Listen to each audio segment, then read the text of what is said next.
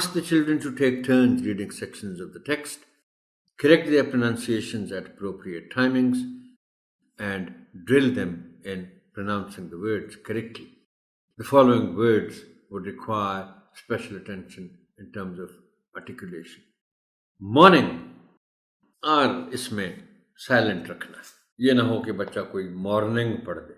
Morning, O F फिर आ गया, और इस मर्तबा मैंने जानबूझ के स्लैश के बाद ओ डबल एफ भी लिखा है, इसलिए कि ओ एफ अव पढ़ा जाएगा और ओ डबल एफ ऐसे ही पढ़ा जाएगा जैसे लिखा हुआ है, off, but O F will be pronounced as of.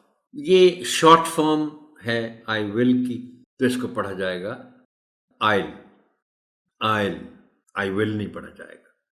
Little, ये लफ्ज़ पहले भी आ चुका है और मैंने तफसील से बताया था कि लिटिल नहीं कहना, लिटिल कहना है. ये बच्चों का आप समझाएंगे खास तौर पर. एक्सक्यूज़, एक्सक्यूज़ नहीं कहना. मैंने आपको बताया था ऑनरेबल टीचर कि आप बच्चों को जरूर समझाइएगा कि ई एक्स से शुरू होने वाले ज्यादातर जो वर्ड्स हैं, जैसे एक्सप्लेन है तो ये एक्सप्लेन कहेंगे बच्चे अगर उनको नहीं मालूम तो. एक्सक्यूज है, एक्सक्यूज नहीं कहा जा सकता. और वैसे भी आप डिक्शनरी खोल के देखें तो आपको नजर आएगा कि इसमें जो स्ट्रेस है वो सी पर है. हम एक्सक्यूज नहीं कह सकते, हम कहेंगे एक्सक्यूज, एक्सक्यूज. योर, यूर ना कह दें कहीं बच्चे, योर. मिस्टेक, अच्छा ये बड़ा एक इस लिहाज से इंटरेस्टिंग वर्ड है कि एज वर्ब इसका और प्रोनाउंसिएशन है और एज नाउन इसका अलग प्रोनाउंसिएशन है. अगर वर्ब है तो मिस्टेक कहेंगे, टेक को थोड़ा सा लंबा करके कहेंगे, और अगर नाउन है तो फिर टेक की आवाज आएगी, टेक की नहीं आएगी. मिस्टेक.